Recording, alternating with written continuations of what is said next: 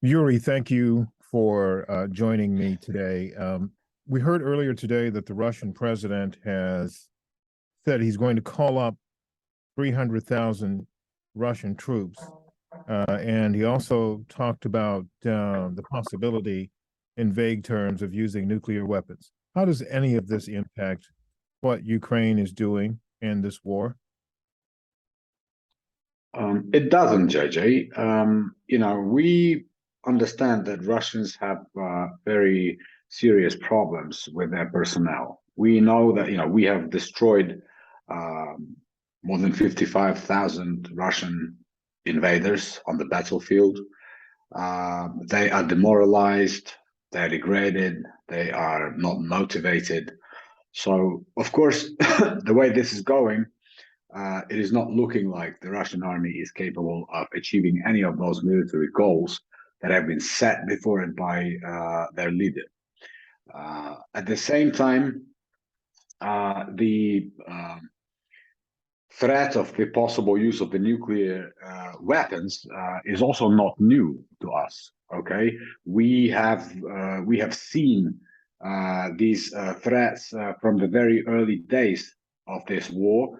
Now and again, they would be voiced by top Russian politicians, members of their parliament, their Duma. So it is something that they have been using in their rhetoric for a while now. And of course, being impotent on the battlefield, they have nothing else left but to blackmail Ukraine and the international community through the possibility of the use of nuclear weapons. And we just, we know that we will not budge. We will know that for us, it doesn't matter. We have our goal. We will liberate our land. Okay. And we hope that the international community also understands that, we should not be negotiating with terrorists. Yeah.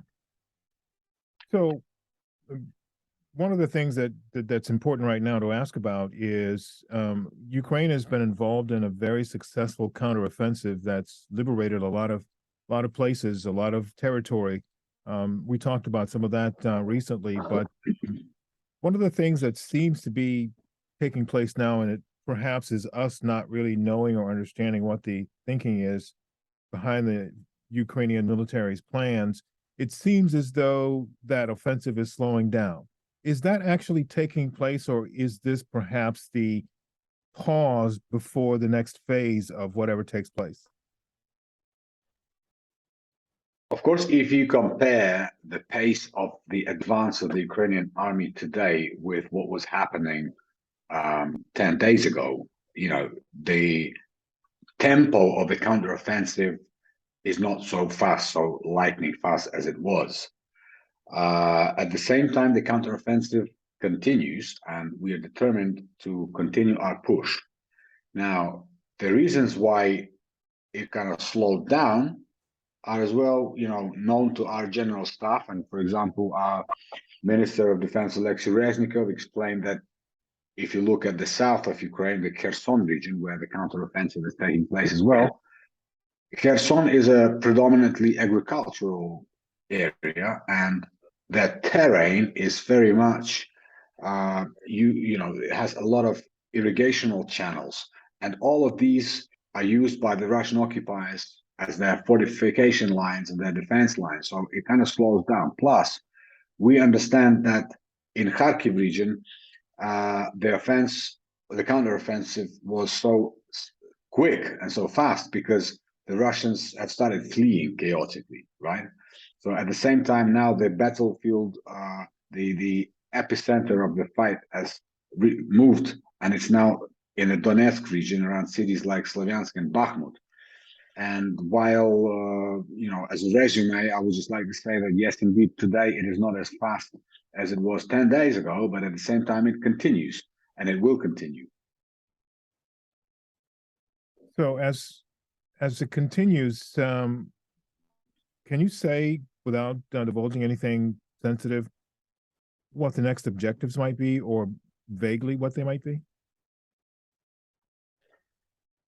These objectives, nobody's like keeping them secret, right? The objective is very straightforward. We need to liberate every inch of the territory that is now temporarily occupied by the aggressor.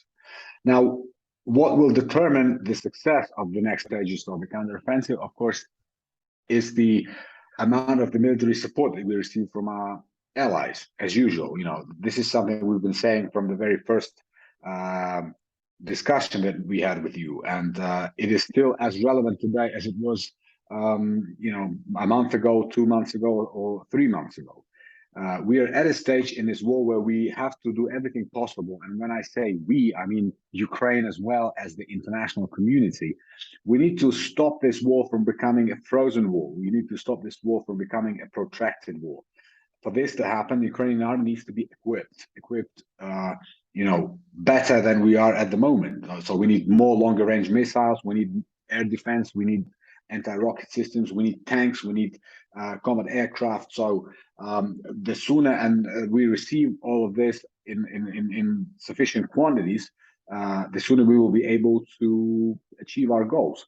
But as for the more tactical goals, of course, these are decided by the General Staff of the Armed Forces of Ukraine. And look, I personally, I had no idea about, and not just me, I think there was very limited number of people who knew actually about the planning of the counteroffensive in the Kharkiv region. And this is why it was so successful, right? Because it was a surprise counteroffensive. So we've seen what the Ukrainian army is capable of, and this could happen any moment. Let's leave it at that. All right. So the places like Izium, where we're still seeing forensic teams comb through what seem to be mass graves, and torture centers have been revealed. And I've spoken to a couple of people who've actually been there to some of those places and witnessed what was taking place there. And do you have any expectation that you'll find more of these kinds of places as this counteroffensive progresses? Absolutely. I mean, that's unfortunately something that we fear will happen. And this is Izium, right? We haven't even started looking at places like, for example, Mariupol, where the number of civilians who were actually killed by the Russian shelling, by the atrocities that they've been committing there is very, very large because of the sheer size of Mariupol, right? So everywhere where Ukrainian army now is going and liberating Ukrainian villages and cities, we are indeed, unfortunately, seeing evidence of war crimes and atrocities. And this, we're not surprised, unfortunately, by this stage, because we know what these war criminals are capable of. We've seen that in Bucha, in Irpin, in other places across Ukraine. But yes, I think there's more horrible things to be discovered in the future. One more final thing. As you look at today in your life, and you look back across the 7 months, how things have transformed and changed, how have you personally been impacted? If you can just share a few thoughts about the transformation, your transformation from what you were doing, going about your daily life, to now, and how this war is going right now. How has all this changed you? That's a very difficult question. I can just tell you that in my case, and this would probably be true about most of the people I know, most of my friends, most of my relatives, our lives have been changed, 360 degrees. I mean, everything has changed now.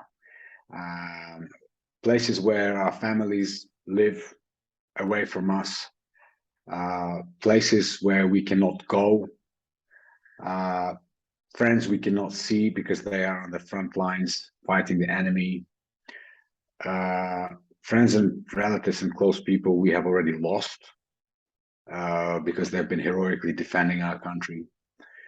So this transformation, of course, it will have time for this to sink in, but it has changed us, all of us, very dramatically. And I just hope that ultimately it will make us even more stronger, more resilient, and more determined to be the best country in Europe when the war is over. Well, Yuri, thank you. Appreciate that. And I wish you safety. I wish you success. And I just wish you a smile and some relief, because I know some of the stuff that's happened, you can't, well, none of it, you can't take any of it back. And it's going to be with you and the rest of the world for a long time. But I do wish that, you know, you're able to find some relief from this, and hopefully that'll happen soon. So thank you again for taking. Thank you. Thank you, JJ. Thank you.